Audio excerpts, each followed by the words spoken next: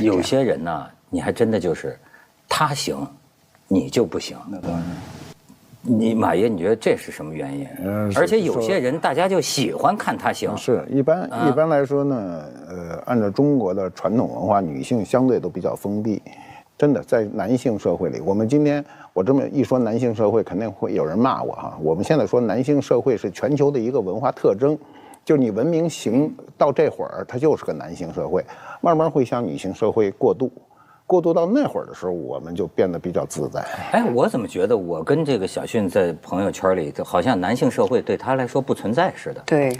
对，那我现在说的就是这个问题。我可能不是我可能就是我对这个没有一个，因为可能我小时候读的书也不多，对，然后这个对我来讲不是一个限制，或者是一个我知道这是一个男权社会，或者是就是那个女人就是会比较干嘛的，就是我不知道，问题是我不知道，那所以我的相处其实我没有分你是男人或者是我是女人，就是可能从接触的时候就已经没有去分这个。你不分可以，但男性不能不分。我们翻过来说哈，如果他跑一堆女的跟前，他把他自个儿打开了，劈叉打开，对，你把你打开，你会有什么后果呢？后果这些女的背后说，文涛啊，这人不能再招他啊，说他这没大没小的，一点规矩都没有，这就是男权社会的一个特征啊。就是当你陷入一个女性包围当中的时候呢，你就不由自主的变得比较矜持，你比平时矜持。这就是把自己稍微关拢一点，这社会文化现象很正常。但是你看马爷，你说这个话，我就想起来这个《红楼梦》里哈，这《红楼梦》有一段话，就是说呀，我忘了是谁说的了，好像贾雨村跟人说啊，说这个世界上有这么一种人，这种人呢，就说是天地之间的一种灵气儿，我估计也可以叫一种邪气儿，就是你不能用一般的善恶，或者说男权女权去框他。你比如说他举几个例子，他说你比如说是李后主这种，或者说是宋徽宗，哎，像这样的一种人，你也很难说他是正还是邪，但是好像人群当中总有这么一些少数人，这算不算是一种性格魅力啊？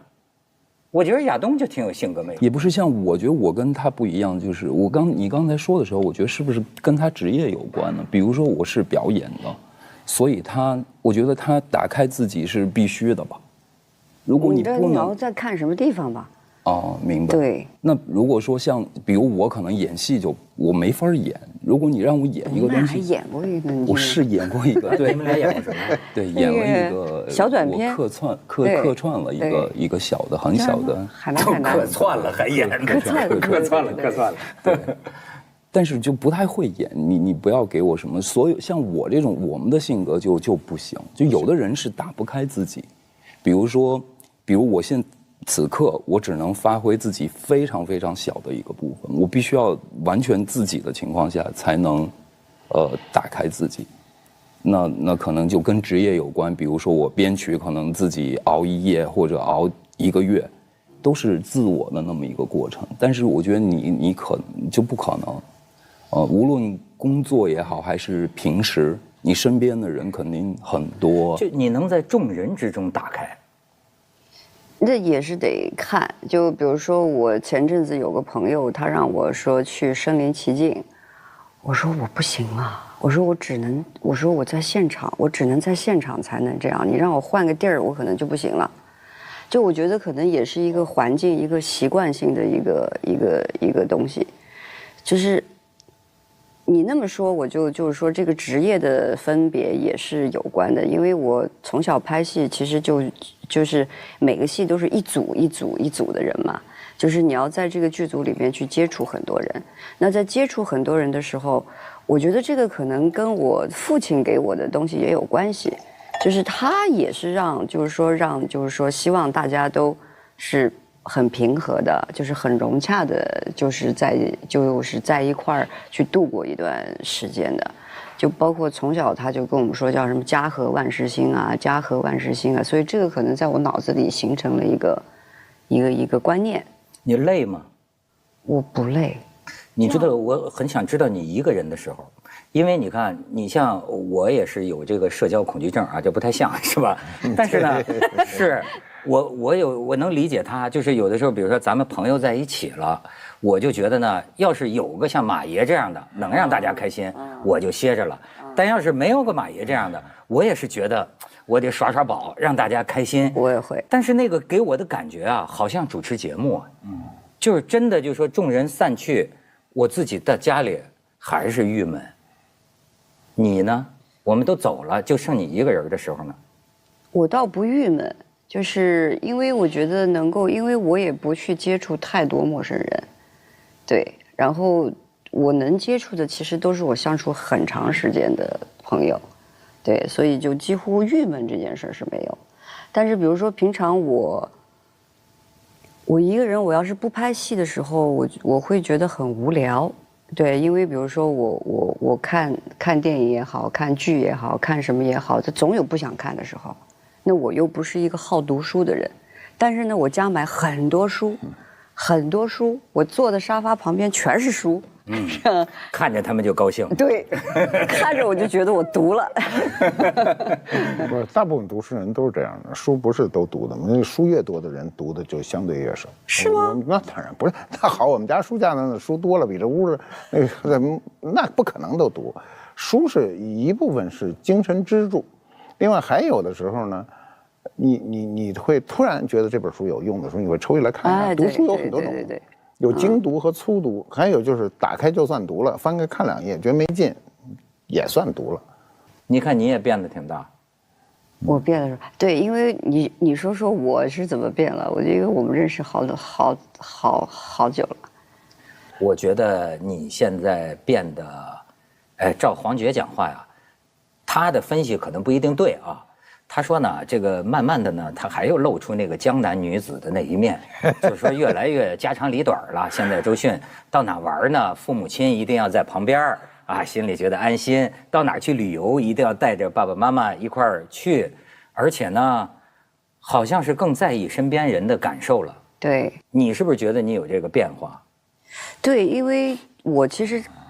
就是当然小时候自己不知道了，但是后来有几次我情绪特别低落的时候，我在看那时候他们给我拍的照片啊，或者是后来比如说老黄啊，就黄觉跟我说的那些东西啊，就我觉得自己，哎呀，怎么会这个样子？就比如说我跟老黄打电话，如果我心情不好，我就会给他打1夜电话，我也就是可能喝醉了，我就觉得我怎么这样，你知道？但是其实心里边我是不想朋友这样的。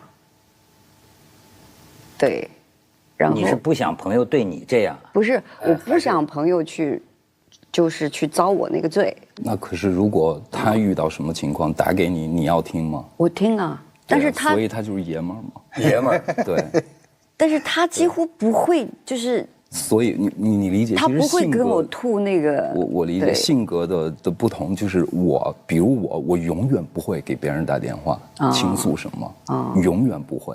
但是我也永远不要听任何朋友给我打电话跟我倾诉什么，就是因为我从来不给别人打，也就不会有人给我打。那这其实是个性，这个真的很重要，很重要。这个你知道，他说这个让我想起啊，就是我有一次跟我一个就是一个老画家啊，他常年在英国生活啊，他一般我跟他们讲，就说我母亲的病情啊，我在家里怎么着，这不是跟好朋友在讲吗？哎，完了之后他就跟我讲，我觉得挺学这个教养的哈，他就说这个场合啊，你一般自己母亲的这个事情啊，最好不要跟大家讲。我说这不是朋友才这么讲吗？他说你这样讲呢，别人会有一个负担。他就跟我讲，是不是老外就会觉得这样，就说你掏心掏肺把你的这个跟我讲了，会不会给我构成一种压力？压力，或者说某种程度上讲，就是说凭什么我们要听你这个呢？对吧？哎，你看他是另一套这个规范。对。可是我又觉得我们朋友之间好像不过这个，就是有点这个。家人一样的，或者就是还是说这个中国人有点不拿自个儿当外人就是对吧？就觉得，而且尤其是他，我就老你虽然有家，但是给我的感觉，那老像是个这个四海为家，或者说无家可归的那么个孩子，他长得这个样子，我就觉得他在轨外。我不是说你出轨啊，就是他在我们一般的朋友交往之道的这个轨外。你就好比就是说，我就说你让他，其实了解他的人就知道也算饱经沧桑了，但是他永远这个脸像孩童一样。然后呢，你看见他这个孩童一样的脸呢，你又觉得他经的那些都不是沧桑。所以这种人他很少见到，你觉不觉得在朋友圈里，就变成大家觉得，哎呀，小勋要是有什么招呼或者打个电话，那都得宠着他。哎，你说这玩意儿，咱这老苍头能活到这份上吗？他无非就俩事儿嘛，一个是倾诉，一个是倾听，是吧？就这俩事儿。亚东刚才说我在想哈，他说他从来不会向人说，我也从来不会说，我从来没有任何事情不是靠我自个儿想通的。那么我能不能听？我跟他有一点不同，我能听，你们谁来跟我倾诉，我愿意听。但呢，他有个度啊，要你那个倾诉1夜，我肯定受不了。1小时为界啊，过去现在不行，现在的电话打不了1小时，现在电话10分钟就扛不住。现在你打长电话吗？现在打煲电话粥的人越来越少了。现在很少。对，不像过去。对，过去因为你没有微信，没有这些这个的短信功能哈，发个语音，过去都没有，你只能靠打电话。过去煲电话中，在很多影视剧镜头里都是一出戏，这电话架在这儿还做着饭干什么呢？是不是？现在没有什么人给你打电话，我电话根本就没声，我现在手机永远是静音的。那过去的人呢，朋友之间该倾诉的日子早过去了，就像他们年轻才有各种问题，我们现在能有什么问题？哎，我这岁数谁跟我谈感情问题，那个让我说就是一句话就给毙了。你现在是问题少了还是问题多了？比年轻时候？少了，肯定是少了嘛，那就是还用问吗？需要倾诉的时间也少了。对，他现在也不会花1小时跟人倾诉了。对。不是，他也有一样。我发现你倾诉的对象也有一个让我们挺自卑，基本都是帅哥。我承认我外貌协会，但是我就是每个人认定的帅和美是不一样的。但是他再帅再美，他要是没有这种，我觉得就是还是性格魅力。我是在哪儿看见过一点，就是说俩男孩子挺帅的走在街上哈，然后呢。突然有一个瘦小的小女孩噔噔噔跑到他们前面，好像叫自己后来的女伴哈，你们快点，你们快点，快点。其实是在干嘛呢？其实是你知道那时候就是小时候就是玩的一个，现在叫套路，对吧？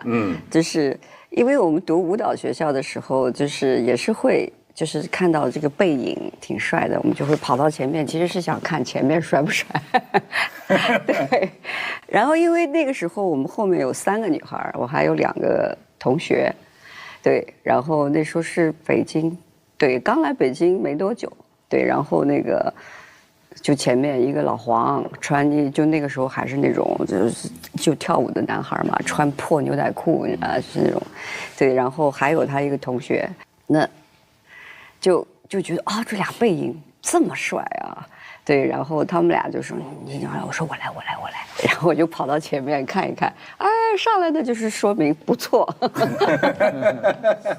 你别看他像个孩童一样的脸，我觉得他见证一个时代，真的。其实就说今天的可能你的年轻粉丝哈，未必了解你的这个来处，就是实际上呢，就跟咱们年轻的时候那个年代。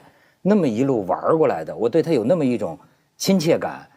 而且呢，你看他出这本书啊，好多这个导演呢，曹保平也好啊，还有娄烨也好啊，甚至是许鞍华也好啊，我发现他们写的都有一点怎么说呢？对于今天拍电影的这种非常专业化、上规模的方式啊，那种有点埋怨，甚至是对于早年，就是虽然没什么钱。但是呢，就是一些年轻男女，我们在一起，白天拍戏，可能晚上去酒吧喝酒，可能这个戏一部戏没准几万块钱就能拍一部，但是那不重要，重要的好像你可以说它是个电影，也确实出了一些好作品，对吧？但是好像留给当年的参与者心里更多的是一个哎呦那样的一段这个生命啊。就是你说是挥霍也好啊，你说是玩也好，我觉得是这样，因为我小时候拍戏就是其实刚开始还是比较，因为我小时候电影院长大的，其实那时候还聊起来，我说我没有读过电影学院啊或者是什么，但是其实后来一想我错了。其实比如说我在电影院长大，我看的那些演员的戏，其实他们都是科班出身，等于是就间隔了一个荧幕，等于我被教了嘛。那刚开始确实是因为那个年代没有什么，那个年代女演员胖和不胖，就是根本不是要说的一件事儿，根本不属于在讨论范围。就是你是多胖啊，或者是你的那个就是有没有就是不是一个讨论范围，但是现在是一个非常严重的讨论范围，对。但是那个时候你唯一要去做的事情就是你要把你的专业弄好，对。所以我刚开始就是说碰到邵宏导演是非常幸运的，他就跟我说你什么都不要管，就所以就是说你就好好演戏。对，所以我在那个时候我是种下了这个种子，而且在我小时候我达到了，不是说我达到演戏水平有多高啊，不是这个意思，而是比如说我脑子里的不管是肾上腺素也好，我的肌肉记忆也好，我的脑子记忆也好，就我知道我那个戏到那儿的那个舒服感。就是自我感觉，这个是别人很难体会到，他自己知道这个行不行。对对对。然后如果我现在就是拍戏，如果我现在不到那儿，我就过不去。就是自我感觉。而且常年累积跟不同的导演，他有更多的叠加，就是说可能我的肌肉的记忆，或者是我脑子里面的那个情绪记忆点，可能越来越深，越来越浓。近一些年，我觉得就是时代就是变了，对，这就是一个非常非常快的时代。大家没有人像我们过去看一个戏可以那么多人同时看一部戏，现在基本上都很少，大家都很短暂去找一些点，都在找那个点。如果你没有那个，他就很难接受。听歌也一样啊，就是选择多，我觉得不珍惜。对，像过去，比如说。就是我跟马老师前2天还说，过去我们去买一个，比如夏天想吃冰棍，只有一种。你现在去打开，我要吃哪个？你要选择。就是很多时候你会说啊，我懒得选择，随便拿一个就算了。所以它并不是，也吃起来也不会那么珍惜这个东西，就是这样。所以你看那么多歌，那么多戏。所以人们关注的点确实有一点点不太一样，我觉得这个是，确实对，比如说真正喜爱表演的，像他这种，有可能人们会忽略掉他刚才说自己认为很舒服的那个点，而去关注你可能根本不在意的东西。就比如我写一个歌，好吧，我说我那个歌有一个很好的点在，1分半的时候，可是。前20分钟已经被人关掉，就是会这样。对，人们都很快。对，这怎么办呢，马爷？简单的说啊，就是高标准是需要全民族的这种素质提高，素质是一个非常复杂的一个命题，就各个素质。我们今天不能说今天的孩子的文化素质不高，他们学的东西比我们小时候要学的多得多，他们接收的信息量是巨大的。但是有一点，他刚才说他反复用了一个词儿是记忆，这个记忆呢，记忆是一个。不是一个刻意的记忆，是一个下意识的。你就是感觉到了这个记忆到达的那个点的时候，你自我感觉是舒服的，你就舒服了啊。对，你自己就彻底明白这过了，这戏这条过了。有时候你差一点的时候，即便导演说行了，你都觉得好像还可以再来一下，再来一下。你看没有啊？这种记忆包括他做音乐，音乐这东西啊，就所有跟艺术相关的东西呢，它所有的界是模糊的。他说的那个点，只有他自己明白，别人都找不着。别人除非特别敏感的说这块好，那这是专家。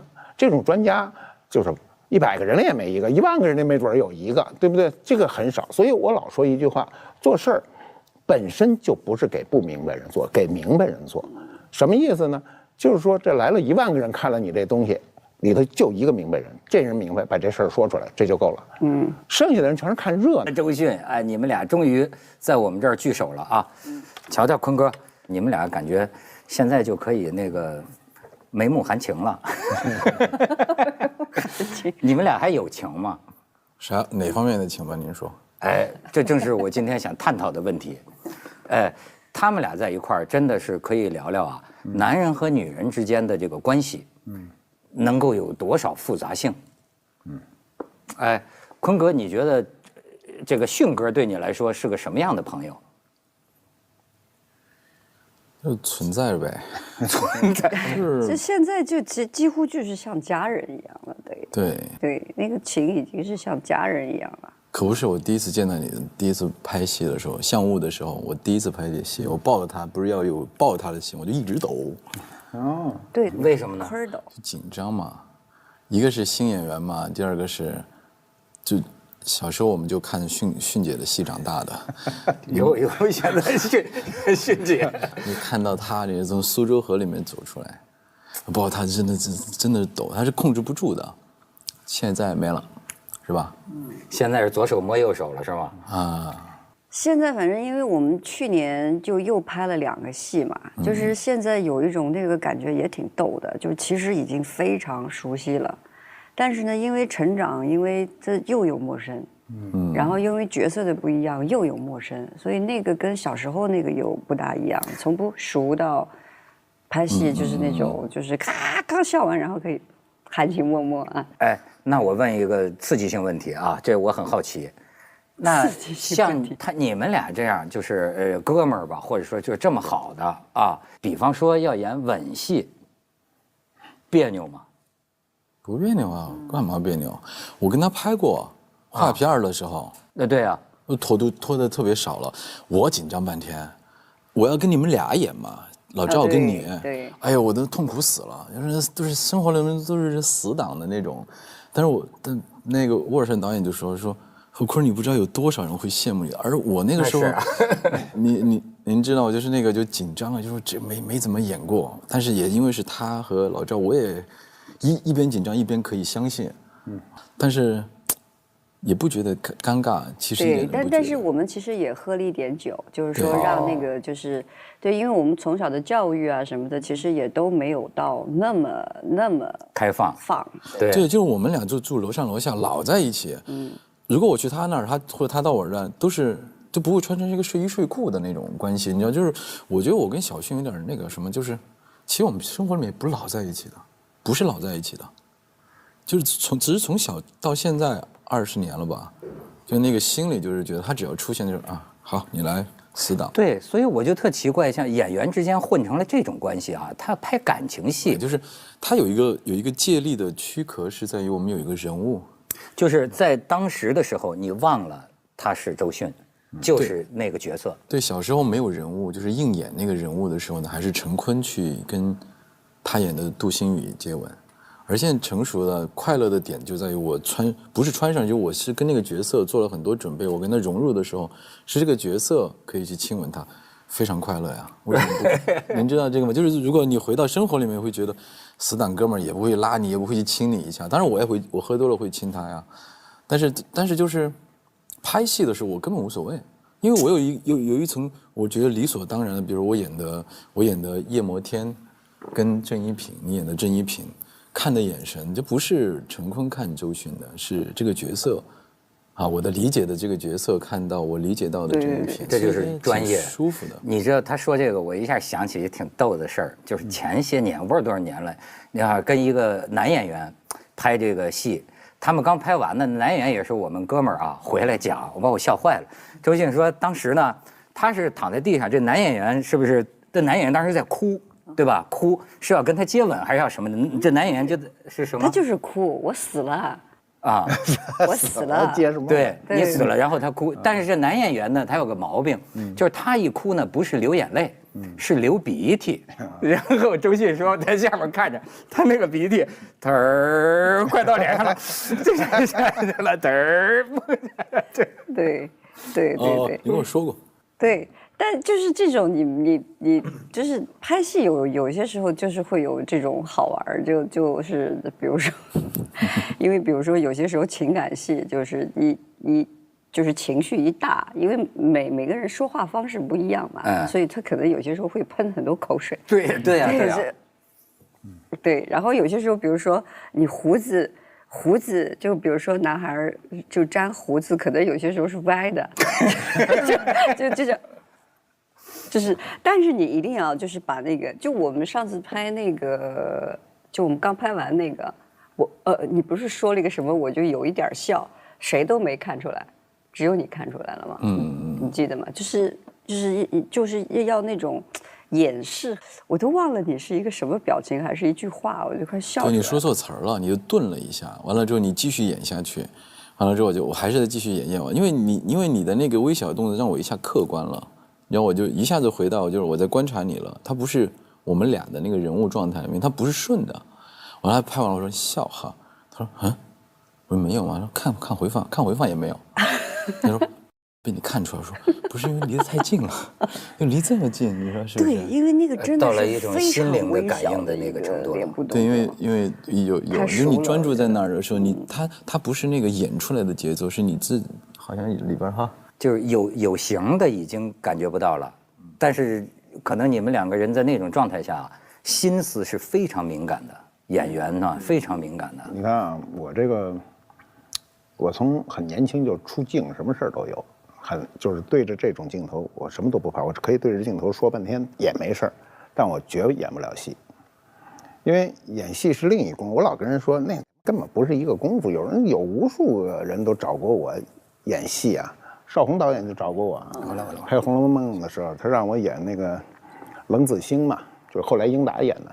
他还告诉我有大段的台词，我一下我就崩溃了。我说大段的，我能背的古文，我要在台上我都背不出来。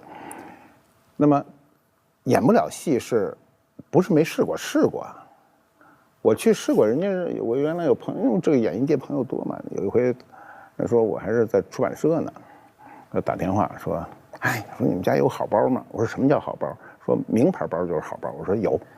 他说你赶紧过来一趟，我就过去了。那时候我们出版社在12条嘛，东四12条，他在7条拍戏。拍戏到那以后呢，就说。说你呀，就拎着这包，说一会儿你敲那门，就把那姑娘领出来就完了。然后后来我说不是要包吗？怎么我人还得上去啊？人家说呢，这个说没人了，你就弄着。那我说我什么身份？我还问一下啊。人说你演一港商，我那时候你想那时候都80年代末90年代初，那港商什么概念？我自个儿什么概念？然后我第一个反应，港商应该比你皮肤好啊。对，我第一反应你知道是什么吗？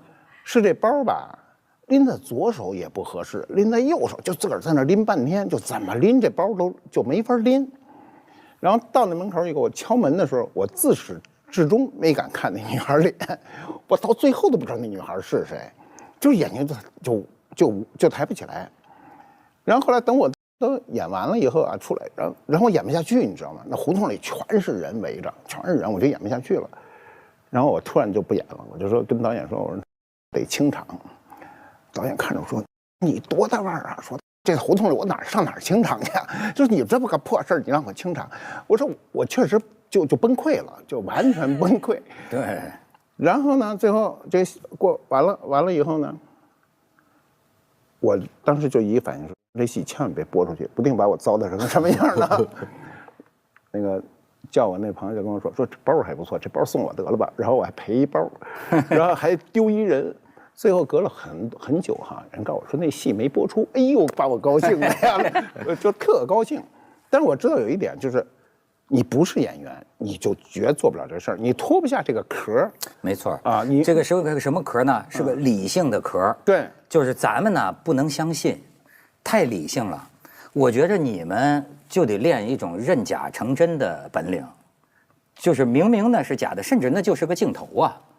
对吧？那怎么能焕发起心理就当真呢？我这段时间有个进步，就我小时候当演员的时候，因为特别自卑嘛，就是老是演出来，我就好像准备好了啊，或者说上个舞台啊，其实心里很慌。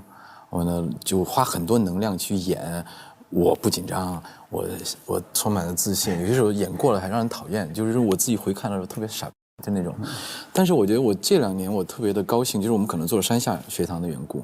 就我们老师在跟孩子们聊说，我们要本真，我们开发天性，不是身体的天性，是内在的那个理解的天性的时候，其实以前我也在追求这样的东西，但是可能做这个事儿，它无形中给我一个提醒多。我今年年底出去做2个活动，做2个活动就要上台嘛，还要说台词儿哈，我上去就紧张，我都说错词儿了，这不应该的。你想想，我是多老的演员了，20年了，你想想，老戏骨。对，因为上台你要让我说个词儿是根本不会有这个问题，但是我真实看到我紧张，别人我深呼吸了上去了。我觉得这是个特别大的进步，是在我生活当中自然了。我接受我生活中的这种自然的状态，有可能是一个对于演员来讲是一个更好的，因为以前生活里面花了很多能量在扮演某个东西。明白。就是你现在就是每个阶段有一个不同的一个审美标准，对自己的一个要求哈。因为我们到40多岁，可能身体开始衰老，但对心理的那个东西的追求，其实不断的在提高的。哎，你讲的啊很有意思，可能马爷就有这共鸣了。过去就看中国这个写这个书画啊，有一个讲究叫熟后生。深主就是说你熟练了，比如说你演员。演得非常熟练，七情上面都在脸上，这技巧哈，这个把面部肌肉调节的都很好。可是呢，这只是一个阶段。对，再高一个阶段呢，你得像孩子第一次演戏一样，你还是有那种生，就是他们认看好的这个书画，你看又有一种那么个生劲儿，像是第一次那种欣喜。哎，这个他能认识到这个程度，跟修行有关啊。就是我觉得，就全来真的挺好，就是你来真性情的。哎，你觉得他呢？他紧张吗？他演吗？他真吗？小迅是特别真实的。干嘛使眼色？没有，说。不，它是一个循环，螺旋式上升哈。我觉得坤哥说的这个哈，也可能是误解，但是好像是我能理解的。但是周迅的内心，我不是完全能理解的。我觉得他好像是从石头里蹦出来的，他经常给我像我们，你看能理解小时候自卑，演戏的时候紧张，这都是能理解，然后克服，对吧？你是怎么来的呢？啊，我也自卑啊。比着自卑是吗？不是比着自卑。你紧张不紧张？我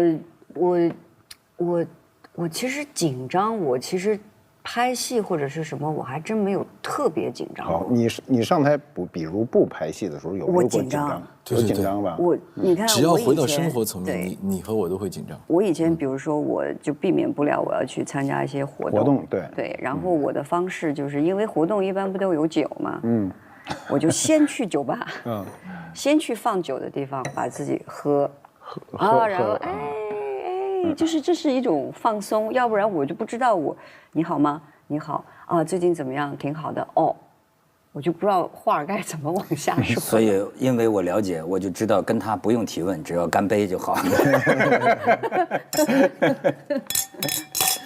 哎，是不是这种简单能够让你看，你只要一进了角色，你就不紧张了，你觉得那不是你了。我也不能说那不是我，就是说，就是现在，就是说这几年能够很清楚的，认识到，其实你说你完全转化成那个人，我觉得不大可能。因为因为你的认知、你的生活经验、你对这个人物的理解，才能有那个人嘛。那换一个人来演，就是应该就是说是完全两个东西的。所以我就对这个演员的这个心理结构啊，我就特别感兴趣。比如说，就是像你看你的朋友哈，我们感觉就是坤哥啊、黄觉呀哈，其实你觉得为什么你们会成为特别好的朋友，或者说要当你的这样好的朋友，你觉得往往有什么特点？我觉得他们都挺诚实的，而且有那种善心的朋友。还要有颜值，对，我那一直在说我是那个，我自卑就在这儿了。那你说他是不是有点外貌协会？不有，我是因为是觉得啊，就是咱们上一回不是聊嘛，他从小看电影，你知道吧？他有点，你看我生活里的故事啊，是不是说这个男的也要像男主角一样？有没有点这个感觉？没有，他刚才说一个很重要，就是诚实。诚实是一个内心的感受，就我觉得你诚实，你诚实不诚实对我不重要，我感觉重要。我如果感觉你很诚实，我就交往中就特别放松。如果人内心特别敏感，突然有一天你发现你对面那个人不诚实，你那门自个儿就关上了。对，你马上就很多事就不想说。这就叫真诚。真诚，对，就真诚。真诚无敌的。真诚的好处是容忍对方的一切毛病。对对对，我有很多朋友，就过去朋友就特真诚，啊，就是那么多年，就毛病特大，毛病大到什么程度？就他到我们家玩，每回都偷东西，每回都偷，偷完以后他回家又给我打一电话说。没看住我吧？今儿我家拿了你瓶好酒，那叫爱好，行吗？对，他知道，就是你也不能怎么着，对不对？这朋友嘛，这都能容忍，也没有从内心说，我操，他怎么拿我一东西，什么都没有，就是觉得，哎，这能，他诚实。如果他拿了他不跟你说，那让你知道了，那就问题就大了，对不对？那是另外一回事。对，拿就拿了。我还真是觉得，就说人要不说都是平等的嘛，就每个人内心都有很多面。有的时候咱就说，对你比如说你要有的朋友哈，哪怕全世界都说他不好，你也不知道为什么。当你跟他面对面的时候，你就这就是朋友啊，这就好像我能谅解，我能理解，是吧？那你能从他那个角度去想他。干嘛这样？他或许是因为害怕，或许是因为没有安全感，或许那你做的这个决定就是不大好嘛，就是你只能跟他说，你就是你就这样不能这样嘛。哎，但是他还是你朋友嘛。对。对啊。你觉得为什么你的朋友能维持这么长时间呢？你们都20，不老聚。哦，老聚就完了是吗？不老聚。不老聚，所以维持的也算是老聚了。我也没出去跟谁老聚。我觉得这样挺好的。我觉得漂亮的时候就是这样。我觉得朋友啊，他有一种，就是他认可了之后啊，就我有些时候是看一些年轻弟弟妹妹，我只是看戏，因为我是观察人物练习，从电影学院就学习这个，我就一直通过他的演戏，他可能演得好不好没关系，但我从他的眼神里面，我们觉得这个人可能值得交。生活里面碰一次，我就会很亲近，这就叫辨认过眼神是朋友。他说这个问题很有意思。看到周迅，不了解的人都觉得他是一个需要保护的，也确实是啊，大家对他都有一种需要保护的。可是实际上我了解多了，我就觉得啊，他心里有这个保护者的一面，或者不叫保护者吧，就是你比如说上次我就听黄觉跟我说，还是我看了黄觉写的一个什么东西啊。他说说我就喜欢让周迅啊，这个送我东西，就是上次送了个几万块钱的，是吧？他就说我就喜欢，不是说我买不起啊，我就喜欢有人送我。每个人不一样。然后后来说要买个摩托车，说10几万。自行车10几万呢？不是自行车10几万，是自行车5万多的自行车。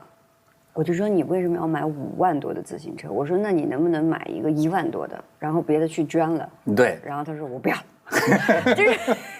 就是会有一种，我刚才讲为什么会维持那么长的时间，我觉得就是互相给互相一个地方可以自在的待着。那你为什么可以跟一个男的能混成这种关系呢？因为马爷不刚说我有非常爷们儿的一部分吗？仗义的这一面。就是比较男孩化的，对他性格很容易跟男人融合，对对对，而且还不落猜疑，是吗？有想法会把想法压制到可以克制的程度。是说他们俩之间，还是在外人中间？男女之间，外人之间，就是比如我跟他生，大部分男人对漂亮女孩都有想法，这是生理现象啊。如果你说我看谁都没想法，就是。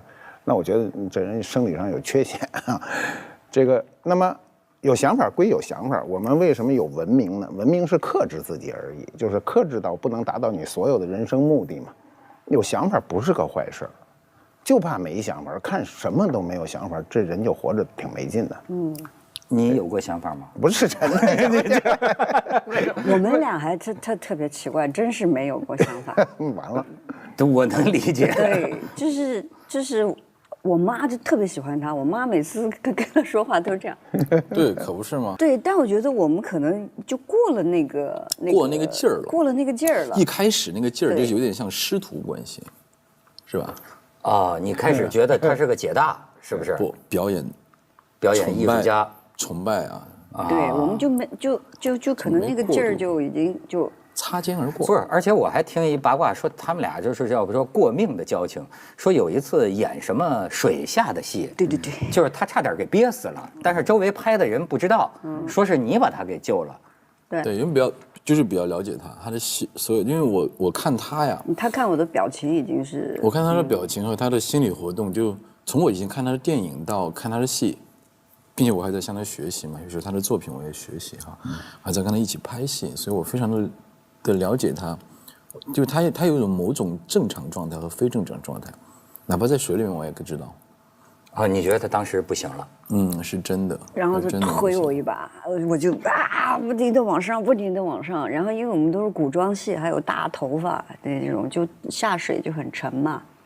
然后他的衣服比我还沉，因为我的衣服是丝绸的，就还好。但我那个头发长啊，我头发快到这个小腿肚子呢，你下去啊，就整个这呱就跑到这儿来了。他那个还是那种粗麻布的那种，一入水不更沉，然后他就从下面把我推上去了。所以这真是我听他们俩的这个交情啊，我听着就特别羡慕，而且我特别理解，就是说，因为那个我觉得我自己也有，你像当年最早我们跟那个鲁豫和歌辉，陈鲁豫和许国辉。整天玩在一块儿，就说实在的，在一个房间里都睡过啊。当然什么都没，这就是好朋友啊。不用解释，不用解释。这现在什么都得解释啊。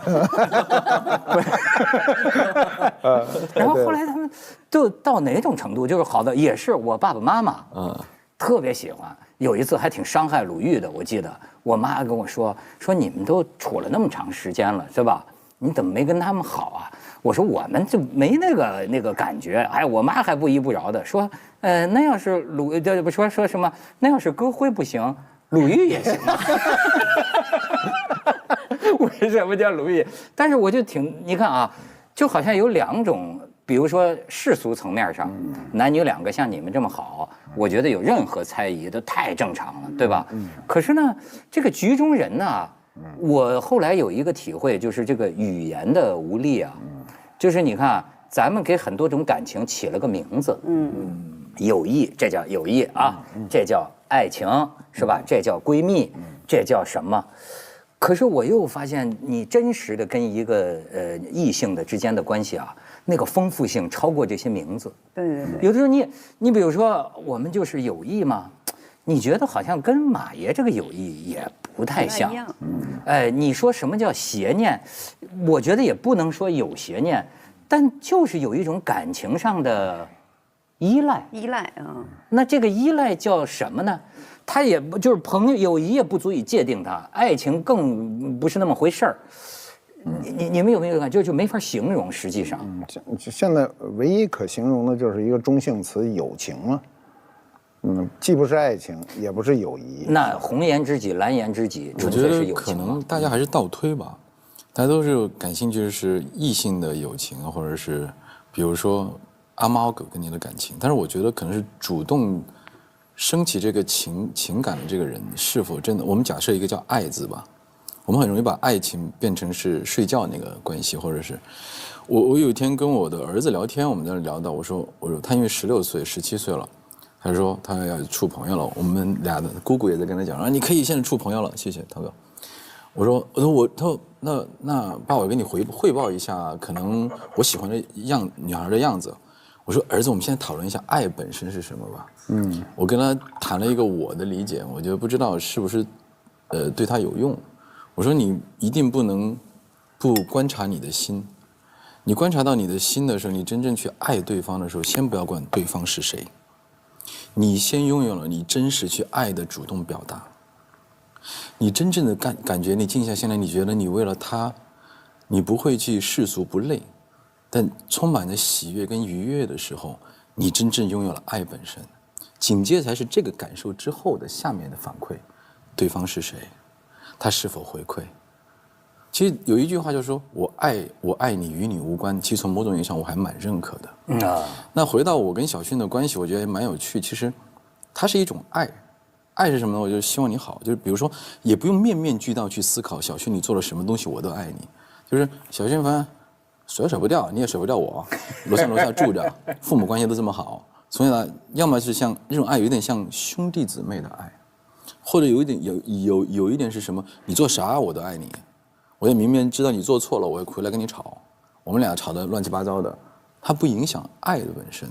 但是很多人还是把爱会具象的到一个概念里面，你们俩到底是啥关系？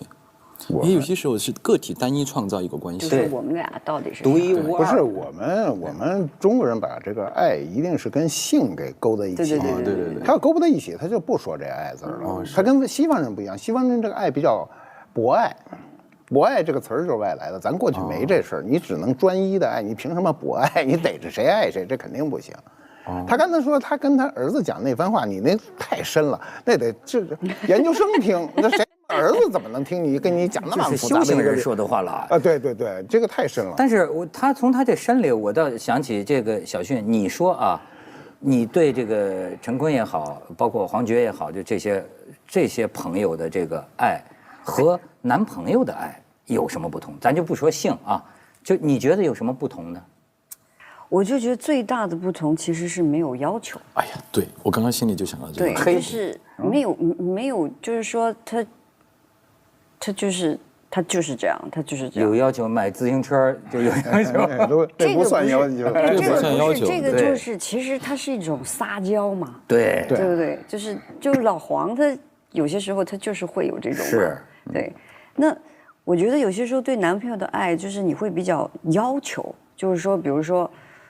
就是打一个很简单的啊，就是比如说，你早上说早安，晚上说晚安，有一天不说你就急。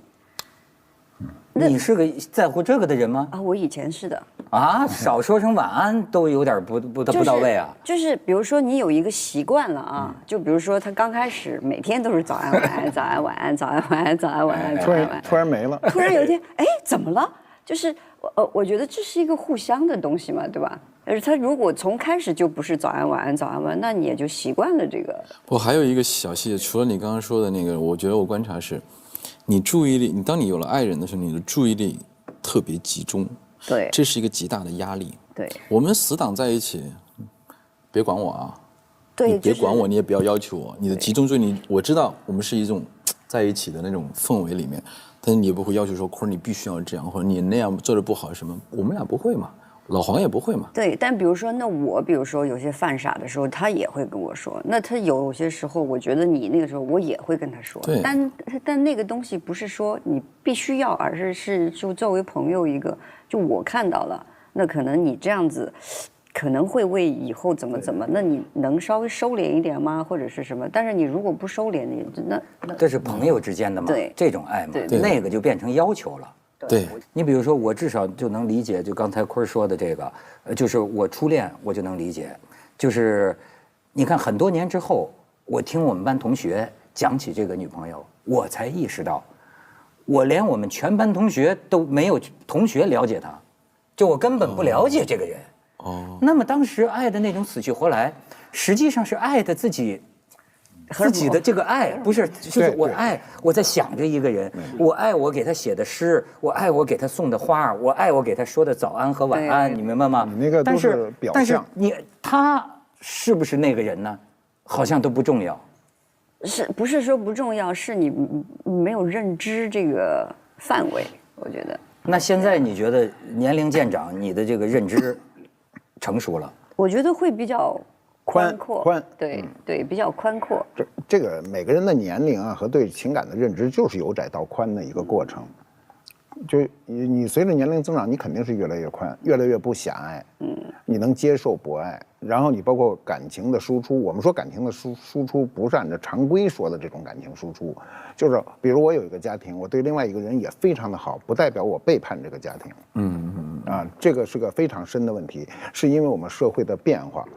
我们今天是处在一个叫这个，我觉得啊是人类的3次革命，第3次重大革命。第一次是农业革命，我们摆脱了那种狩猎的局面；第2次是工业革命，让我们的生活速度加快；这次是信息加智能革命。信息革命以来呢，就是我们每个人接受的信息远比上一代人要多得多，然后你所要处理的问题要复杂的多。过去的人，他夫妻之间非常单一，他为什么？他就是生下一睁眼就这事儿。然后就是买菜做饭睡觉，就天天是这个。他感情他不会有更多的偏离。周圈的人就是邻居啊，邻居你多说2句话都会有人指你后背。今天你社会不一样啊，你演员更不一样。每天这剧组一搭，这1半以上的人你都没见过，对不对？你要跟这些人要是这个生活或者这个工作一段时间，那我们生活中天天遇到各种人，那么在这种人在这种社会交往中呢，我们每个人从某种意义上讲都会跑偏，没有一个人一生中每一步都是迈对的。我只是说我们生活中每一步都是迈错了，只不过我下一步能否把我迈错这个纠正过来而已。一个人能在这个社会成功，是纠错的能力比别人强而已，你没有什么先知先觉。吃一堑长一智对，就是我犯一错误，我下回知道了，我知道揪回来，我不能再犯这个错误。人在一个地方犯2回错误是比较笨的。但是马云，你讲这事儿有意思，就是有时候人呐，我看你的书里还写，有时候人老犯同一个错误，我有时候自己都觉得很崩溃、很无奈。就是说，咱吃一堑长一智吧，但为什么我这辈子就老犯同样的一个错误？那是不是还是不够疼？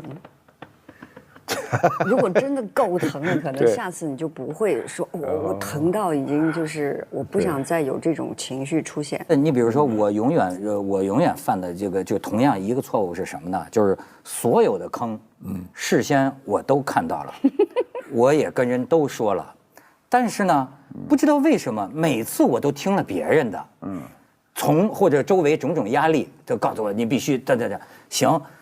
好，我最后呢都没坚持，最后呢都掉在坑里，我就这个错误一犯再犯。没关系，你现在问题是你掉到坑里，后来爬出来没有？你不是爬出来了吗？爬出来就没事了。那爬出来再跳进去，那没事。那就看你自己要不要再跳进去。就是你那坑就没多深，你那坑就是没多深，所以他说你不疼就这意思。你那坑基本上一步又迈上来了，没事。你觉得他有变化吗？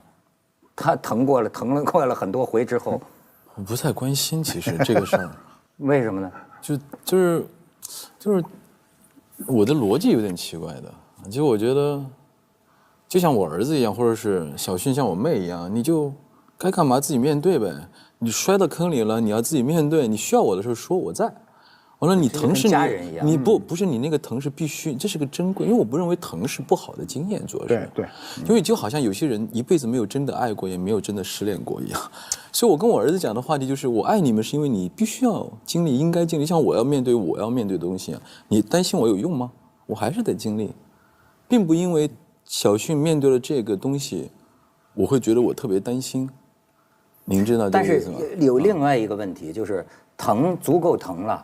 变得成熟了，或者变得宽阔了，但是这个在外人眼里看起来会不会有些世故了，或者甚至说处理有些问题啊，没有像原来100%的把这个心捧出来给人。不会，开始有遮掩了。不会，我觉得人都是从复杂假装自己真的热爱到真的变成真的热爱，成长是会让我们到最后是真的爱。刚开始我们小时候，我喜欢一个人的时候，我会注意他穿什么。我觉得审美很好，也是我爱的一个世俗的一个符号。完了，他长得好不好看，他有这个，到最后是你爱的，那他跟的是什么？旁人都没有资格聊什么话题。对，没办法理解。因为他到刚开始我们世俗小朋友爱的那个东西也是真爱，但是他这附着了很多理性的他的需求，而到最后到老的时候，越长大，他爱的东西特别单一。就单一爱到什么时候？单一就是你不需要存在，我只要想到你，我就已经很快乐。它也是一种爱，我觉得。他不会。看山不是山，看水不是水之后的看山又是山。他每次到现在，我认为他爱的比以前更辽阔了。辽阔是什么？他不紧抓着了。对，我觉得开始是这个。还有一个问题，就是刚才说的，就是博爱。不是啊。他说刚才说的一个观念很重要，叫疼，是吧？他说你没疼过啊。不是说没疼过，就是你没那么疼过啊，没那么好了伤疤忘了疼。我先告诉你啊，这个疼很有意思。我原来看过一个知识，原来我不懂。这知识说，生理的疼痛对任何人都不是好指标，是吧？你突然我胃疼，一会儿什么这疼那疼，都不是好指标吧？但是生理疼痛是人生最重要的指标。你如果不疼痛，你就离死不远了。是的，你不疼痛，你比如。你摸这倒的开水，你摸烫一下啊，这个感受是非常好的。如果你不知道烫，那你等他们都烫烂了，你都不知道。就有人疼痛消失，疼痛消失呢，他的生命呢，就随时可以丢掉。所以我觉得你要引申到社会学角度上讲，疼痛是你人生非常重要的一个经历。我不是有时候胃痉挛嘛，都疼。我疼的时候就说不出话来，我就在那儿养，我就算修行，我自个儿只能告诉我自己度过这一关。他疼到一定程度，他突然就放松了，就没事了，然后就跟正常人一样。但是他只要一痉挛，你马上就疼得说不出话来。但我脑子不会不想啊，我脑子就想我怎么要过这关。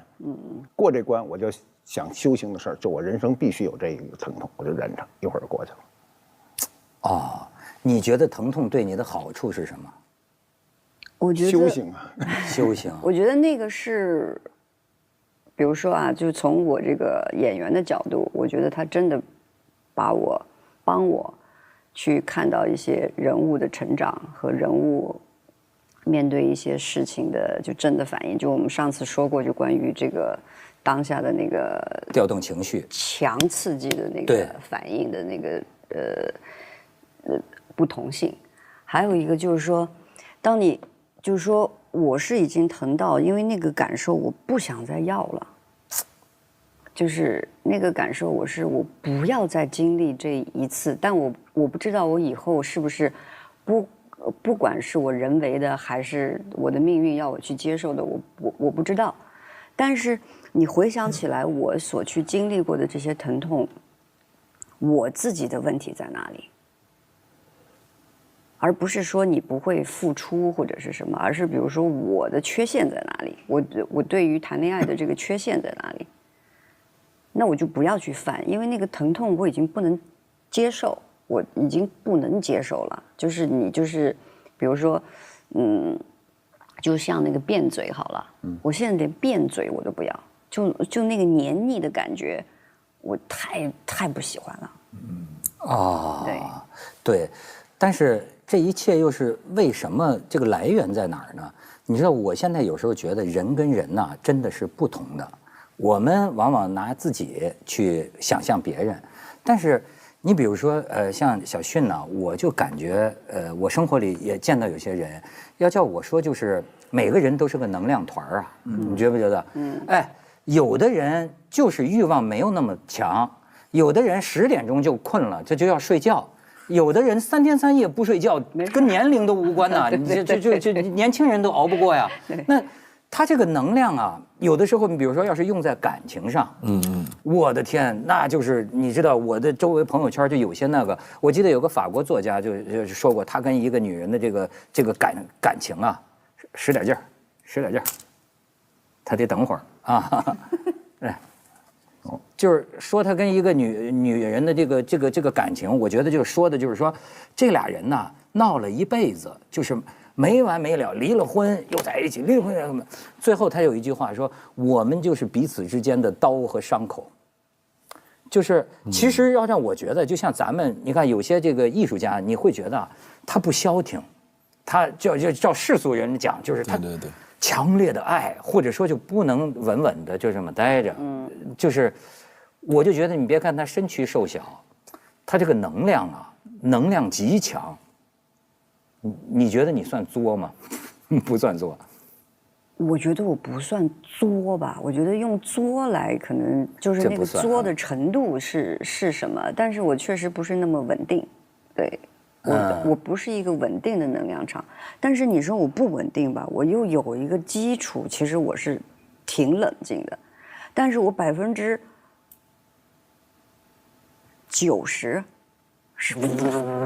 是这样子的，对对。你觉得他能量比你强吗？你也挺狠的。不一定，差不多我觉得。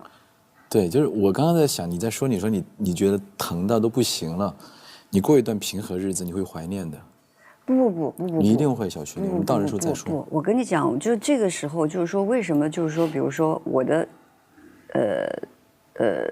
衰老限制了我的这个那个能量，就是因为不是因为我为什么那个不要这些东西了？因为它已经就是说人的那种求生欲啊，就是说。就是我那个东西，如果再来，我估计我是那种直接就趴那儿了。但是这个能量，就像我们说，我现在不可能熬2天夜，对，我再去拍戏，对，老战士身体不行了，这是我做不到的事儿。对，我跟他相反。怎么说？我现在能熬夜编辑拍戏对了。他以前是我小时候跟是我们完全相反。我们完全反了一个格。我特别神奇，我现在不知道。对，随着你越老，你的觉会越来越少的，好吗？不是睡觉那个少。我27岁之前也不吸烟也不喝酒的。对。他跟我一起拍戏，去我房间全是果仁，我在房间里面都是打坐那种，都不爱跟别人说话。我去找他，我说：“快儿，你冰箱有可乐吗？”我打开冰箱，全是果仁，你看。他们玩这隔壁我也不去的，我特别就是生涩那种，反正就是有点就是故意避开。反正我觉得我懒得交流，我是懒得。过了到现在，我也能喝酒，并且我以前也是早上起来要念经，打坐，做瑜伽，做一些热身，持续几十年都是这样的。突然这2年，我跟小勋讲，我说小勋，我来了个新的东西了。他说怎么了？我说都不做了，这种形式我不要了，我试试其他。我尝试了好长时间，晚上熬夜到2、3点，没事。不止2、3点，你现在2、3、4点完了就我在做一个观察，我在看我到底在经历什么。就我现在还在做这个阶段的观察。我早上起来，我就醒来这个完了之后，以前的脑子第一个念头是，今天状态不好，我要装作好。不，我现在只要说好累啊，好累又怎样？好累就这样哈，就起来了，就完全不跟你那个劲儿相反。去了现场拍戏就是累，比如这场戏，脑子看那个剧本的时候应该是咔这么演的。对不起，我去了现场的时候我就是没劲儿。我觉得事实中这个劲儿能不能演到这个结果？会出现很多奇怪的关系。就不一样，这挺好的。整个人体验，我就现在我就看就是这巧妇，他们说巧妇难为无米之炊，但我觉得谁管你一定要做好菜啊？就是我就有什么我就拿什么，就是接受了嘛。我接受，对，是吧？和解了。对，和解了。所以就成仙儿了这块儿。我没成仙，我还不行。但是你比如说，所以我说啊，就说是咱们一般外人的很多问题，我就觉得呢，似乎呢在你们身上根本都不存在。你比方说，都知道小俊身边很多好朋友哈，这要是有时候你看我们组里就说，这你们好成这样，真的因为我了解你们，我就觉得我不会在意。但是我也特能理解，就是外人说的，就说难道这真不在意吗？这俩人好成这样，他们必须不在意啊，他们必须没辙是吗？不是，我们俩都已经这么好了。不是，问题是他都看到我们是什么状况，我们是才来的嘛。谁知道有没看到的呢？不是他，就是他的朋友跟我的朋友是死党，我们是从2个死党变成了4个死党，完了就我们身边的朋友越来越多，身边朋友几乎都是一坨。对，所以马云，你觉不觉得这是个问题？就是好像有些咱们觉得普通吃个醋啊干嘛的，这些问题似乎不发生在他们这样的人之间。他当然也有他工作的特性，演员是一个特殊的一个社会阶层，因为你刚才就讲了，你不是你自己，你要演戏的时候，你要还是你自己，这个戏就没法演嘛。那么在这种情况下，你被别人去看的话呢，他是按照我们就传统的世俗，你仔细看这个网上所有的跟帖，基本上都是按照世俗的观点去跟帖，然后他不相信，男女之间会有非常纯真的这种感情啊，这种感情超越了一般的友情，但是达不到世俗的认为的那个爱情啊。那么我们今天社会提供的各种讯息呢，实际上是在慢慢的改变这个世界，这个世界就会出这种小型的这种就是完全家庭化的组织。这个雏形我在大概20年前我就说过。就是它会出现，就是若干个群体，它可能是4、5个，也可能7、8个、10几个人，亲如家人啊。这个雏形在新型的人际关系群落对，这种群落呢，在未来的日子里会变得越来越有价值。为什么呢？它加入的人越多，我们先假定一个前提，就是这个组织是和谐的，不管你4个人还是8个人还是12个人，它是和谐的。那么如果你在一个和谐的范围内，可控的数量，你越大，你的价值就越大。为什么？很简单，我们过去认为家庭就2人，夫妻2个人，那你夫妻2个人各带自己那个方面的这个信息，比如女的就是女方的，男的就是男方的。如果再赋予社会学的这个角色的话，你比如女的是个医生，男的是个工程师，好，孩子有病二话不说全是他当妈的管，家里哪儿坏了一定是我去修，不就这个道理吗？但突然发现你买东西很不溜，你这俩人他妈不会买东西老上当。